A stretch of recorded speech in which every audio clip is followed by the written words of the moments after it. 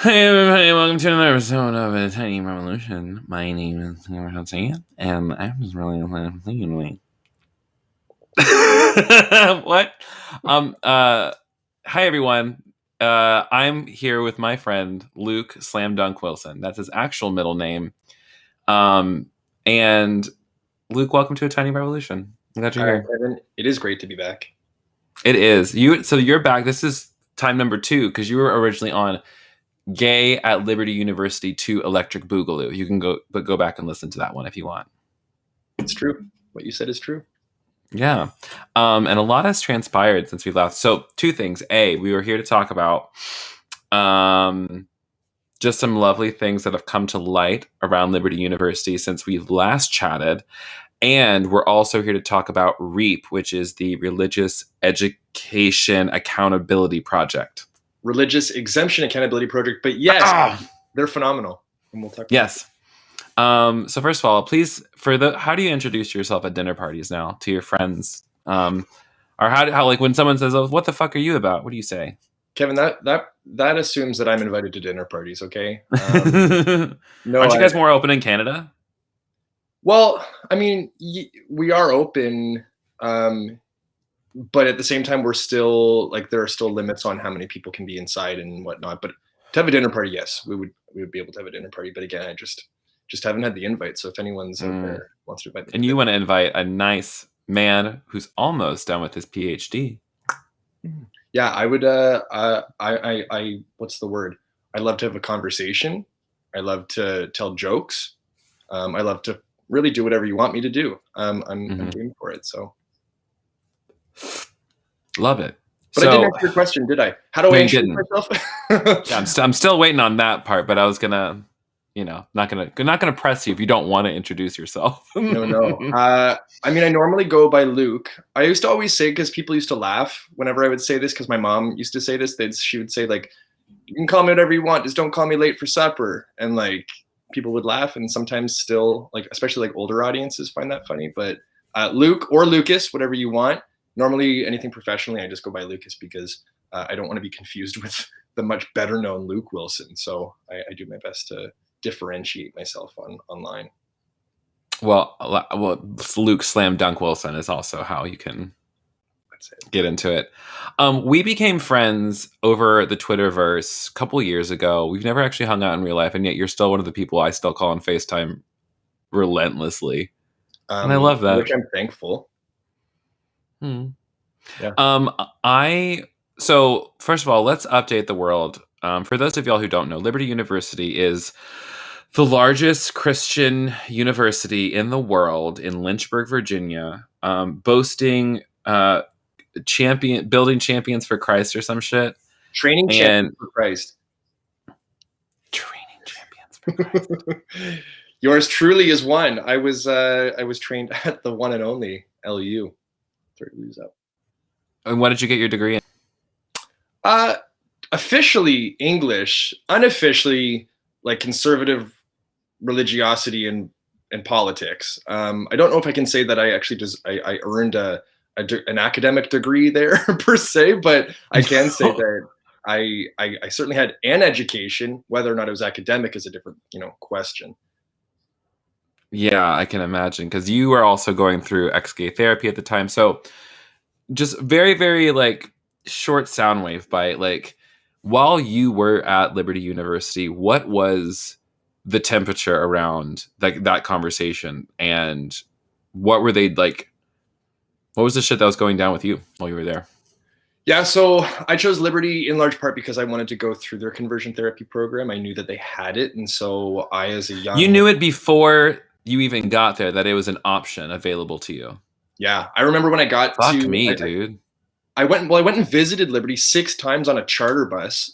Yeah, you paid money to go there ahead of time to see them ahead of time. Well, that was actually free because my uncle worked for the university, but that's a separate story. But I did go down again on these trips, and on one of the trips, I saw they had these announcements on the screens in the chapel, which was also their basketball stadium. And I saw that they had... Oh yeah, that's right. They cram everybody in there and they cut the thing in half, right? Well, this one they don't cut in half because they actually have enough capacity, like enough students to fill this to 10,000 stadium. Yeah, just imagine 10,000 of young me's running around, or young us's, really. Oh yeah, God. I actually got into Liberty University. I didn't actually apply. I called for information over the phone, and they told me I had been preliminarily accepted. I'm just like, I don't have good grades. Like, I know this about myself. Like, I'm a high schooler, and I know that I have bad grades. Yeah. And you I'm just in grade told me, 10. How am I being accepted? I'm in grade 10. What's going on? yeah, this is too much. Anyways, So I was there. I saw that they had this conversion therapy program. They had announced it. I then decided that, in large part, or I decided that, if I'm going to go anywhere for school, I want it to be both a place academically, inclined, which again, not so much the case, but also, spiritually, I want to grow.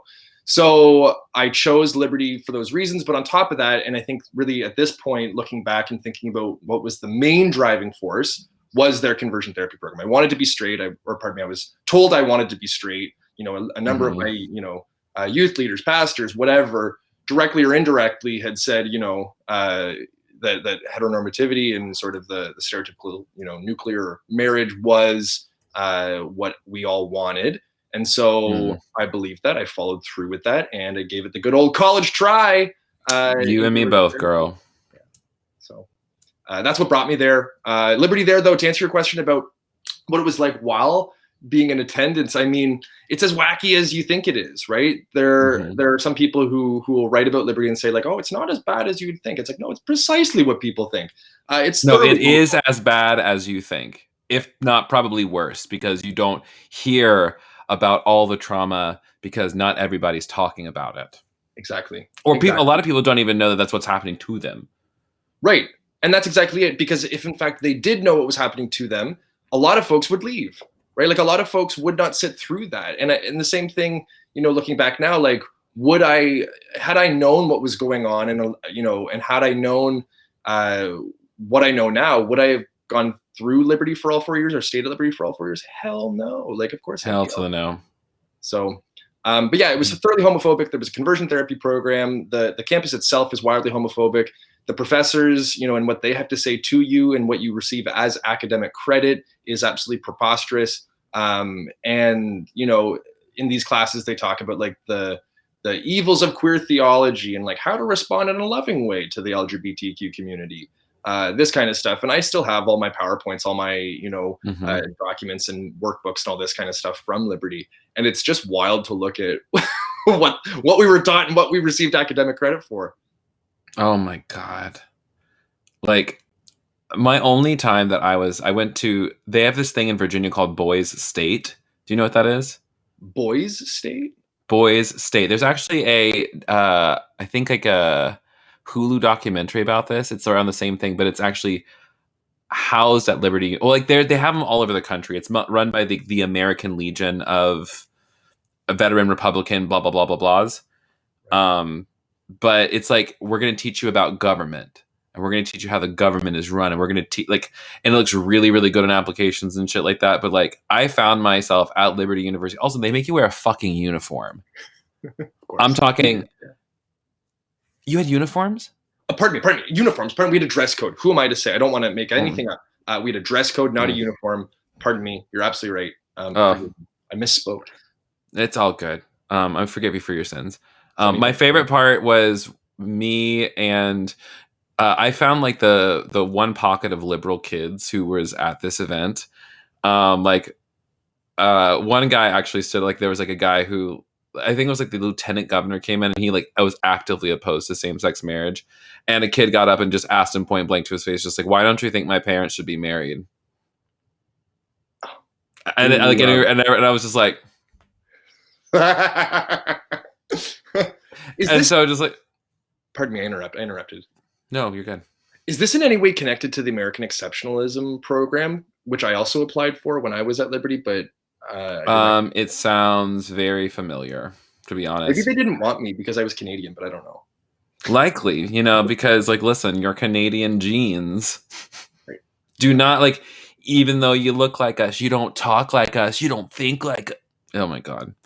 But that, like that really is, like, Liberty's whole shtick is trying to create a bazillion little Republicans to go out into the world and continue the fight of the Republican God. Mm-hmm. Like, Mm-hmm. and it's so fucking obvious. I think like since the last time we really talked was like Jerry Falwell Jr. had his big like not even really fall from grace. It's just like everyone was just like, "Oh, that was weird, huh?" Like that's how everybody uncle. reacted. Yeah, he's just drunkle. drunk. Oh my god, I'm a drunkle. Are we drunkles? Maybe. What's a drunk gay uncle? Draguncle. A druguncle? That's the A drug uncle? No, I don't want to be a drug uncle. Shit. Anyways, can you recap like what exactly happened there? Because just like it's still like the details feel very like fuzzy to me. It's like he had a mistress, or not a mistress, but a pool boy at one point. Yeah. And yeah, so Jerry Falwell Jr., the son of Jerry Falwell Sr., of course, who was the founder of the Moral Majority as well as Liberty University, as well as Thomas Road Baptist Church, one of the largest megachurches in the U.S., was the chancellor and then the president of Liberty for over a decade. I think he came into power in 2007 or 2008. I don't remember. It's very weird that the way that we say that is he came into power. And power he had, Kevin. Like the fucking like emperor of like the new Galactic Republic. Right.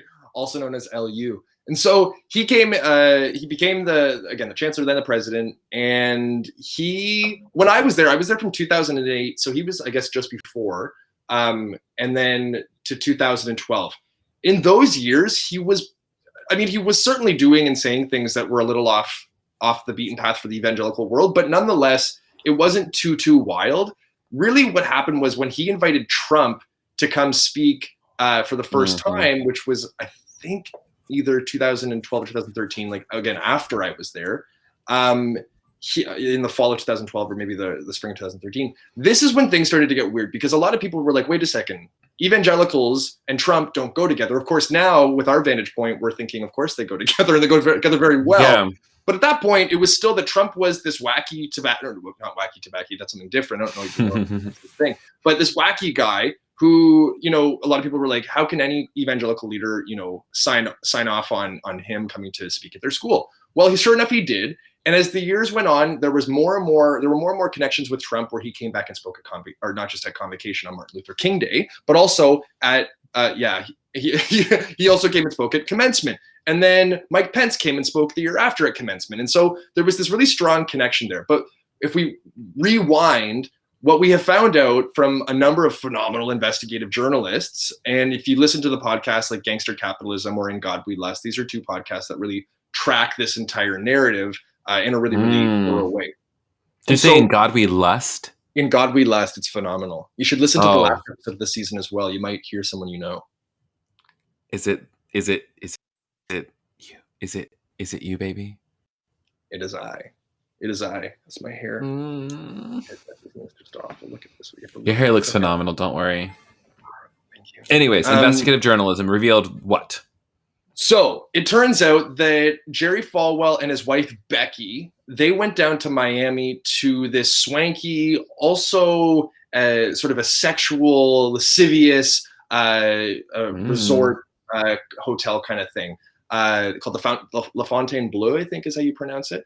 I never want to put on my French accent. I always feel like I'm trying too hard when I do that. So I just. Well, is it a French place or is it a place with a Spanish? Because like. Is it La Fontaine or La Fontaine or is it El Fountain? I think it's La Fontaine Bleu. La Fontaine Bleu. I don't know. We'll look it up later. Anyways, so he goes down to this. They go down to this spot, sexy in Miami. Resort. Yeah, and what happens is Becky gets super drunk, which is of course against the policies at Liberty University, and she hits on this pool boy who she finds really, really handsome, Giancarlo Granda. And she says, hey, we should meet up for a drink tonight. Okay, they meet up for a drink at another hotel. And she says to him, hey, would you want to come back to our hotel room? And by our, I mean my husband and mine, and have you and I copulate while my husband watches. He was a cuckold. And sure enough, he says, Mm. yes, this sparks this relationship between the three for, a number of years. And A there are connections. delicious throuple. Yeah. And I mean, yeah, I mean, Giancarlo's an absolute babe. So Mhm. that's another story. So they have this relationship for however long. He's being wined and dined by Jerry and his wife. He's meeting all these bigwigs like Trump. And eventually what comes out is that Ugh. Giancarlo wants out of this weird tangle. And Jerry and Becky don't really want him to, specifically Becky, because of course she's having sex with this man and she really Yeah, Becky's like, this is the only, it's like, no, he can't leave because if he leaves, I'm never gonna have sex again. right. We need Giancarlo. So what happens is they eventually he does sort of separate himself from Jerry. And then Liberty University finds out about all this craziness. And then from there, the media, of course, finds out about all this craziness. And there are these, again, before really this news hit the headlines, though, there were whispers, there were rumors that something was going on. And the board of trustees at Liberty did absolutely nothing. And a lot of students were calling upon the board of trustees, including myself, to say, hey, remove Jerry. And Jerry, nothing happened to him until finally all of this comes out. He first, though, preemptively, before the news breaks, he writes this article, and I think, what was it, the Washington Examiner? And he writes this article saying, what's about to come out is, that my wife, she's been cheating on me with this guy. So he totally blames her and throws all the responsibility on her shoulders, asshole. absolving himself. And then, of course, the news breaks the next day. This isn't true. This is what actually happened. And Giancarlo's story is published, or a report on Giancarlo's story is published. And Jerry is eventually, he's removed from his post. But the straw that broke the camel's back with all of this, what actually got Jerry removed from his position, was that there was this photo that was posted of him on his Instagram with his belly showing and his pants unzipped. And then I remember that. Yeah, it was this weird photo of him. But this is before all of the big news breaks. And it's him standing there with his pants unzipped next to this gal whose pants are unzipped, and apparently she worked for I think she worked for Becky, if I'm not mistaken. If not, she worked with somebody connected to Liberty. And that was the photo that got him removed from his position. They were like, or at least temporarily placed on hold. They're like, oh, such impropriety. Not the fact that up until this point, he had posted racist tweets, or a racist tweet, should I say. He had done all this craziness. He had talked about Muslims and gestured towards shooting them with his hand, all this kind of stuff. He's then put on leave. Then the news breaks. He's then permanently taken out of his position. And then Jerry repeatedly afterwards kept coming on campus and trying to, be buddy-buddy with the students. And he eventually even crashed a party at Liberty, a student party. And that news broke. Wait, so that wasn't the only time he would just come on campus at random times, even after he was removed? Well, yeah, he would come on for sports games. He also, his parents' graves are on campus. And so he said, what's going to happen if I can't visit my parents' graves? And it's like, well, I mean, I guess we have to exhume the bodies and put them somewhere else, bro, because you're banned. Right. So then, and then again, there are a few other stunts that he pulls, and he's been relatively quiet since. But all of this craziness surrounding Liberty has put it on a lot of people's radars. Even here in Canada, people are talking about Liberty University. And then, of course, it's just funny when you hear that discussion, because you're like, no one knew of Liberty before. People in an older generation knew about Jerry Falwell Sr. because of his involvement in American politics. But as for Junior, this is what really got his name mobilized, and this is what people now know him for, which is just hilarious. I mean, and this, I also just want to say for the record, we are not here to shame anyone who is in a non-monogamous relationship, as I myself is a non-monogamous human. It is fine to do whatever you want between consenting adults. It is not fine to do that and then shame at other people and tell them that they are sexual deviants, sinners against God, etc., etc., etc. So listen, if I want to black out and go into a K-hole on my vacation, I don't want to hear shit from you, Jerry Falwell Jr. Yeah. And I love it too, right? They have the audacity to tell other people what they should or shouldn't do. Meanwhile, they're having all the fun in the world, right? And it's like, why can't more people just accept that they want to have the fun and not feel bad about it? Instead, they hide it and then tell other people not to do it and destroy lives in that sense, while also when their lives are exposed for what they've done, that ruins their lives in turn. Why don't they just from the very beginning, from the onset, be like, yeah, let's just, have our Be fun honest about what we want. and be honest about what we want. It is really like that's like for me, like that's the long and short of it. And I also want to say I think that there is a I mean, like you look at just like I've been listening to Esther Perel's Mating in Captivity and The State of Affairs, which is just like two great books on it where like we're examining like what happens during the course of infidelity, but also why is it that like, we hold the monogamous relationship up as this giant normative thing, and yet, infidelity and sexual quote unquote deviance is as time honored a tradition as monogamous marriage and monogamous relationships. Mm-hmm. Well, even if you look at like, you go back, centuries, there were so many different configurations of people when it came to marriage and also like loverships, where there'd be a wife or a husband and then they'd be off doing whatever they want with whomever else. And it's like, this has been part of, people's lives for centuries. But, once we get, American evangelicals who uphold this narrative that, human sexuality is static, it's always between one man and one woman, and it's never been different.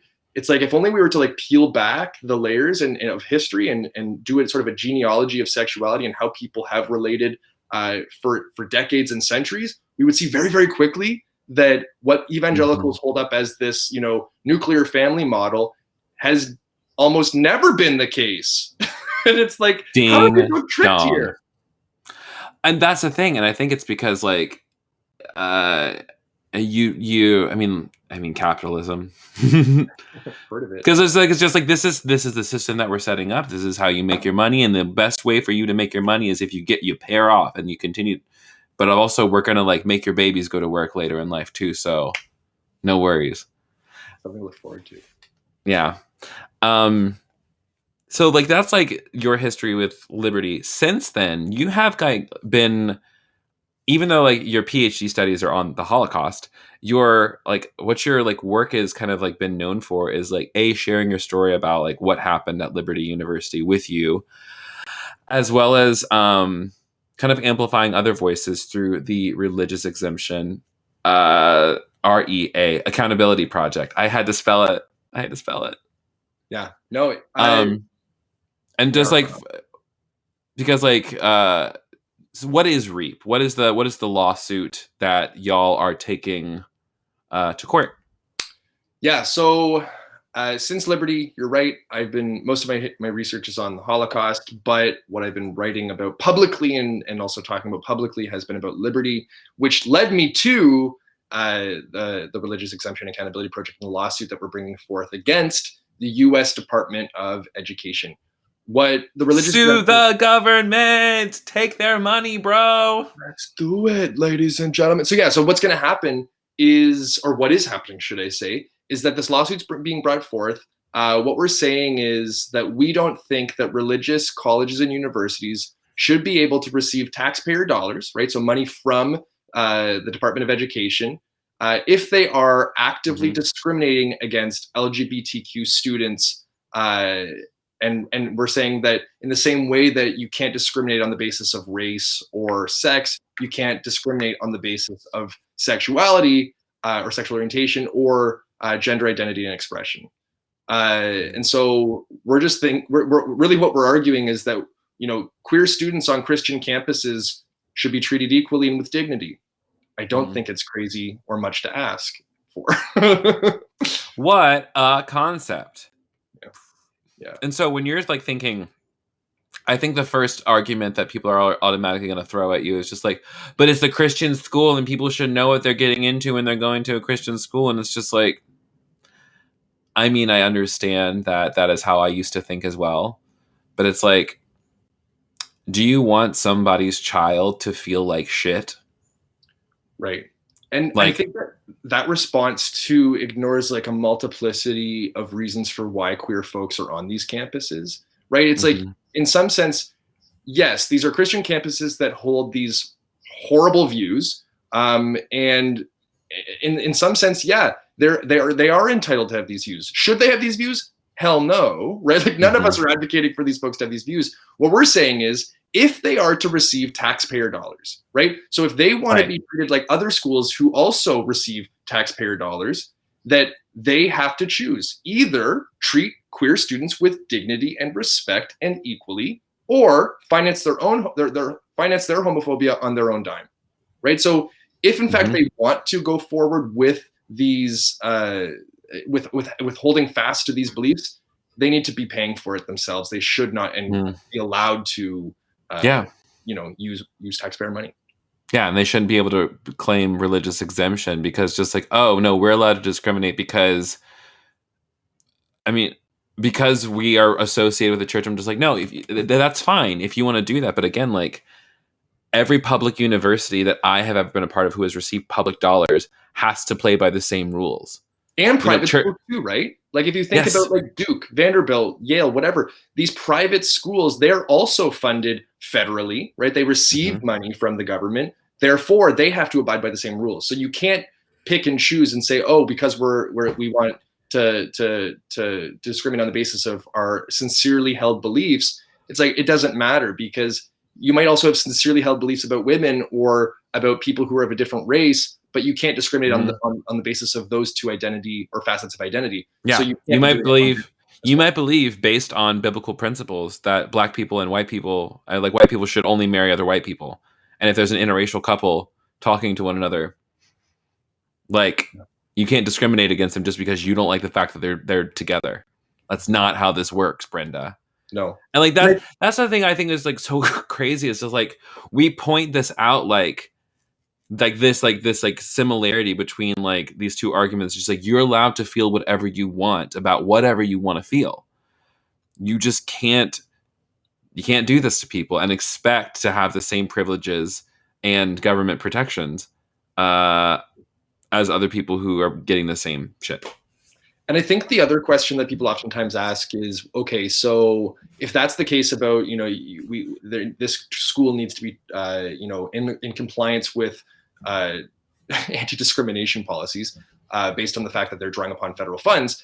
The other question is, okay, so why are queer students even there in the first place, right? And a lot of people ask this question, which I think is ultimately such like an unfair question, as well as a question that reflects a total lack of empathy, because you have queer people everywhere, right? Like when the president of Iran who said that we don't have gay people in Iran, you're like, oh, okay. But it's like at Bob Jones, at Azusa Pacific, at George Fox, take your pick on whichever Christian school you want to talk about. Whether they are aware of their sexuality or who they're attracted to or not.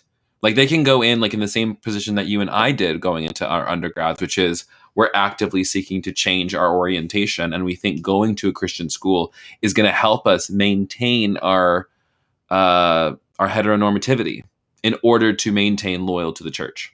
Right. And our souls in some sense, right? Because we were always taught either straight or straight and saved or gay and choosing the lifestyle, whatever the hell that lifestyle is. And then on top of that, forfeiting your soul. Right. And so it's a crazy, of course, choice as if it's that easy to make. But I think another part too is that, you have queer kids who don't know their sexuality. I have a number of friends from Liberty who have come out as bi or queer or even gay after Liberty. But on top of that, you can think about people who are there for scholarships, whether it be sports or academic scholarships. You can think about people whose parents said, I'm not sending you anywhere else but Liberty or Wheaton or, which Cedarville, whichever, unless I'm not sending you to college unless you go to one of these schools. Right. And so there are a number of reasons why folks end up at these schools. The question is, how are those folks to be treated? Right. How are these schools? How are we expecting these schools to treat them? And of course, again, if they are drawing upon taxpayer money, they have to be in compliance with these anti-discrimination policies. Or again, they can finance their homophobia on their own dime.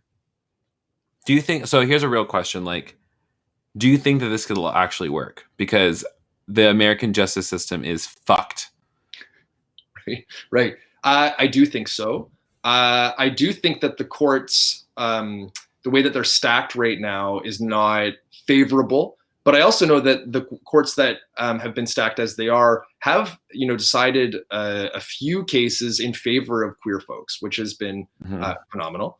But on top of that, I think that there is precedent set, right? That Bob Jones, back in Yes. 2000 or so, they Yeah, had a lot. the racism one against like a black student on campus Yeah, exactly. And and before, interracial dating.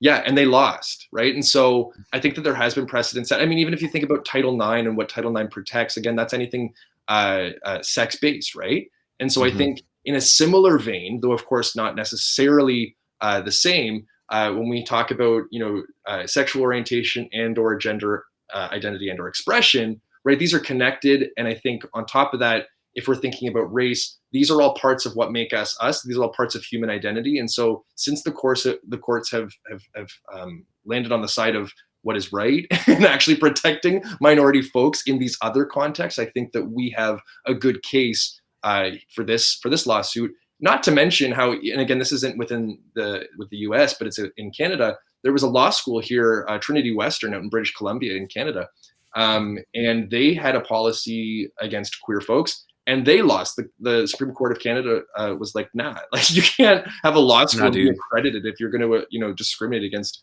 a number of your students or potential students. And so that I think is another precedent that's been set that hopefully this case, or the lawyers for this case, will be drawing upon. Mm. I love it when we're almost on the brink of victory. Me too. It's a It's sweet very, feeling. it is. And I think like there's like there's a part of me that remains hopeful. Like also just like I'm also like of course like always hesitant to like rejoice, but like I don't want to count any chickens before they hatch and whatnot. But at the same time, it's like this is like where I cut my teeth is in activism and in trying to get this shit done.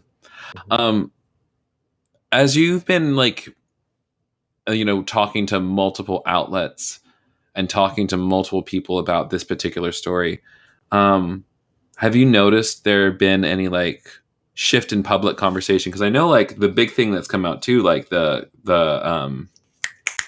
documentary Pray Away came out and has like begun to like really spark conversations around like how conversion therapy is still happening around the country. What have you noticed, at least in your corner? What's the shift in conversation been? Nothing too drastic. To be honest, I have received the question of, so does conversion therapy work? A lot less. Which, yeah, exactly, right? Wait, was that ever a question? Your face says it all. That's precisely it. The number of people who have asked me, so what you're saying is it doesn't work, or so it doesn't work? Like they'll ask it in different ways. But again, it's always just absolutely startling where you're like, you wait, that was your question? Like that's what you want to know based on Like what I just said? I just told you that like my life was in danger multiple times. I was a danger to myself. Like multiple people are still killing themselves, and you want to know, well, does it work? Yeah. Yeah. Girl, look at my lips and you tell me. Proof's in the pudding, bitch. Like my God. And for those of you who are listening to this later, I have bright purple lips on right now. Oh, and they're adorable. Mm. Metallic. Just a little bit, but still a nice suede finish, and also it doesn't transfer. Oh. Just kidding, a little bit transfer. I'm still a baby queen. She's growing. I'm trying to find joy. Like that's like I think what it breaks my heart in so many ways that like there are still so many. I mean, I will say that there's a lot that like gives me hope because I'm seeing like students on these campuses starting to like build community and camaraderie and like really rally around each other. And like, I just wish I could go in and rescue them and take them to a different affirming university somewhere. But at the same time, it's just like I get the feeling of I deserve to be anywhere I want to be, and if I want to be here, I shouldn't have to fight to just exist here. Well, it's like, I'll have like students from Liberty and also from other schools who have reached out since. And they'll talk about their experiences, which some of them are just absolutely awful. Some of them are, because they're closeted, they have a different story. And again, still awful in its own right. But you'll have these folks who reach out and they are oftentimes saying like, I just don't know what I think about being gay is okay or not. And it, like you're saying, it breaks my heart too, because you're like, oh my gosh, if I could just go back and rescue me or rescue all these folks and just like in some ways like you want to just shake them and be like, what makes you think that it's not okay? But then of course you have to again sort of put yourself back in their shoes and think about where they are and where you were at that point where you thought this will never happen. This is not even within the realm of possibility that I can become straight, or pardon me, that I can be queer and love God, or just be queer in general. Again, some people, lose their faith, and that's that. Other people, they keep their faith, or their faith changes in drastic and probably really life-giving ways. And I think that what happens is that whenever I hear these folks, talk about how they're experiencing or how they're still not sure if they are on the side of affirming theology, it's in some ways mind-boggling, but again, it also takes that like extra step of, I guess, empathy to say, hey, I was there once too, and that was actually quite tough to navigate or negotiate my faith and relationship to my sexuality. But again, from our vantage point, it's like the question is there is no question; it's just an answer, and that's that we're gay, right? Yeah, and that is, I think, the part of my healing, and I think a lot of people's healing that maybe we have yet to embrace because we don't understand that it's like as weird as it sounds, like when Jesus says pray for your enemies, it's like, pray that they would open their eyes and also like try to understand why they're doing what they're doing. Have empathy for them, because it's like like nobody does nothing for no reason. And it's just like there is a reason they are treating you the way they're treating you. And it makes perfect sense if you consider the facts. And once you consider that, and at least for me, I recognize that all those people who could not love me, who could not accept me, literally could not do it, because in their schema, if they accept me, they're in the dangers of the fires of hell. And bitch, I'm not risking my soul for your soul. Like Jesus did that for you, And so like, again, like you said, I get it too. Because I was there. I was the biblical literalist. I was the person who needed like to be. I needed a burning bush to show me the way out. Exactly. And at this point, again, like I would never go back anywhere close to the church. I have no desire to go back to the church. And it's not even just because how the church treated me. I mean, that certainly is part of it. But there's so much more to like why I'm not a Christian anymore. But what I would say is that for people who do have these beliefs, my goal is never to, have those people give up their faith or, wholesale reject Jesus, God, whatever. My goal and what I do in my scholarship, as well as my public facing work, as well as conversations in general, is to make those people better versions of whatever they are. If they're, a Lutheran, great. Let's make you a better, let's hopefully through our conversation be a better Lutheran. Hopefully if you're an Episcopalian, our conversation or my work will in some way inform your faith to make you a better, a person of that specific tradition. And I think that what happens with Christianity, or pardon me, with evangelicalism, should I say, is that they'll talk about how people, once they leave the faith, like first of all, they'll question whether or not they ever were saved, but they'll make them into these like awful heretics who are out to destroy the church. No, I'm not trying to destroy the church. I think that there are certain parts that if people want to salvage can be salvaged. And I think that that's the kind of stuff, that's the kind of work, contrary to the narrative that evangelicals push, is the work that I want to do, and is the work that I see as life-giving and important. Because like that's where I'm at. I'm just like, I'm not very interested in destroying the church. The church is doing a fine job of that themselves, like usually they're trying to destroy the. I'm like, no, like you guys you do that yourself every single day. I'm literally over here. I am Michael Jackson with the popcorn gif, just right. Yeah, num num num. And I'm just like, I'm sitting over here having a good time, eating my meal, and I'm been saying, you want to come hang out with us? Like, you just can't be an asshole over here. That's the only rule. Like, that's the thing. If you would repent and stop being an asshole, like, it would be so much easier. But like, it's like, people think that we're a lot more mean than we are, I think. I'm just like, no, we're just having more fun. Yeah. No, it's funny because like two things. One, people will oftentimes say, and I've gotten this a lot, that Luke, you're so angry. And two, You? Right. You're angry. Like I guess this is compared to me because like I am like steam comes out of my ears sometimes, but you're so I don't think I've ever heard you, seen you. Livid. I can Yeah, be anyway. I can be angry. I swear I can be angry. I could be mad, bro. Sorry. What? So they say, Luke, you're so angry. Well, there's two things with that. First of all, in general, no, I'm not angry. Like you're saying, like I'm a pretty like happy, happy-go-lucky, whatever, sort of like enjoying life kind of guy. And like you're saying, having a lot of fun doing it. But the other side is that when it comes to certain issues and it comes to certain topics, absolutely, I'm angry, right? And I think this is sometimes a way of gaslighting someone, saying like, "Oh, you're so angry," or not gaslighting. What should I say? Of really redirecting the attention away from the church and onto the person who's angry, right? Instead of saying, "Hey, what you're angry about, what your critique is about the church," instead of saying, "Let's examine that and address that for what it is." It's a way of saying, "Okay, let's look at that anger, but let's redirect it back to you, and then say, why are you so?" Or maybe not even why. They don't really care why you're angry, because if they did care why we were angry, they would address the issues. But instead, simply of just putting this light and saying, "Here, you're angry. Look how angry you are." And it's a way of diverting the attention away from where the attention should be, and that's on the church. And I think that it's a way of absolving themselves, or just kind of making it so that they don't have to address what the critique is.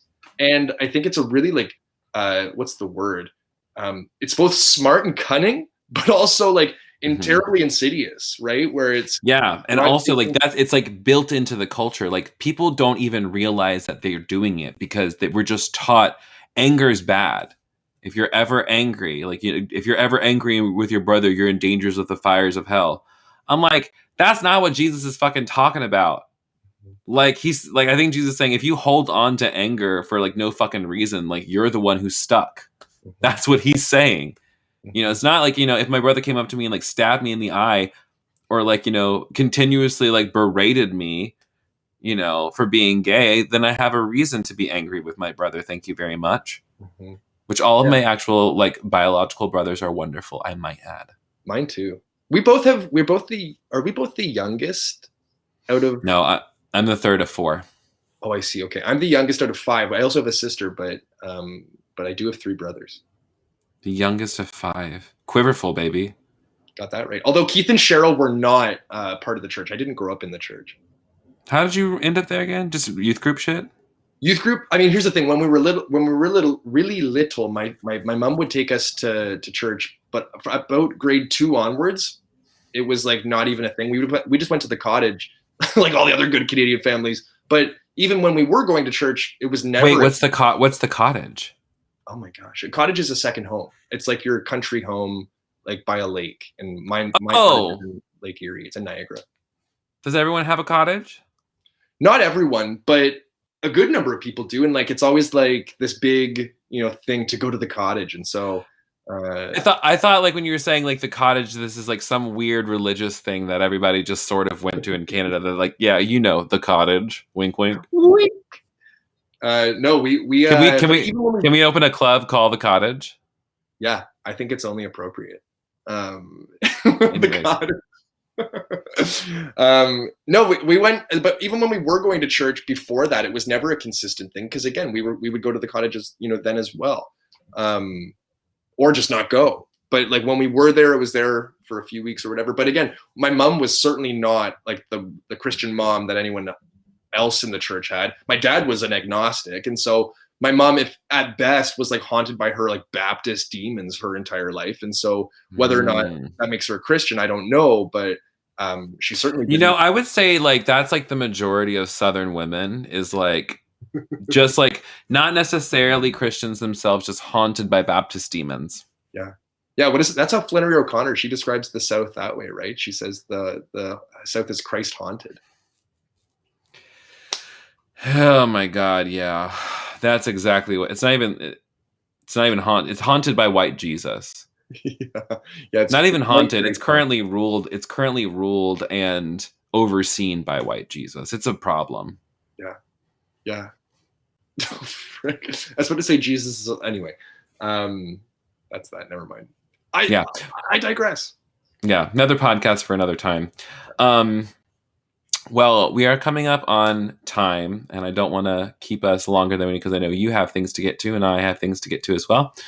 Thank you for coming on and talking with me about REAP, about the wildness of Liberty University, and I guess I always like to ask, like, for people who've been there, if there is some little Christian person who may be queer or an ally or progressive or whatever at some university that happens to be Christian and discriminates the shit out of them, what's the little message that you want to say? What do you want to say to those people? Oh goodness, you're wonderful and you're queer. Don't fight it. Don't run from it. Celebrate it and live into it. Yeah, that's what I was just thinking. I'm just like, you're so wonderful and I love you. Ugh, right back at you times 1,000. Yeah. Okay, so please tell people on the internet where they can find you, your work, and learn more about the Religious Exemption Accountability Project, aka REAP. Yeah. So you can find me on Instagram at Luke Slam Dunk Wilson. That's where I post a lot of my podcasts, as well as, or the podcast I'm on, should I say, as well as the articles that I've written. And also some of my academic work is on there too. Also, if you're on Twitter, I'm at Wilson_F as in Frederick, W as in William, my middle names. And that's how you can find me. And if you're looking for any information about REAP, type into Google REAP, or the Religious Exemption Accountability Project, and you will find all of their information on their website as well as their socials. You say that so quickly, like it's like when Canadians like rattle off LGBTQ and then they do 2STI plus. Right. No, I sound like my grandpa. He was like he spoke so quickly. He sounded like a barnyard animal, like blah, blah, blah, like a turkey. So I just talk a mile a minute, and it's like my biggest downfall because I need to like actually train myself to slow the heck down. The hake. Yeah. I'm gonna hit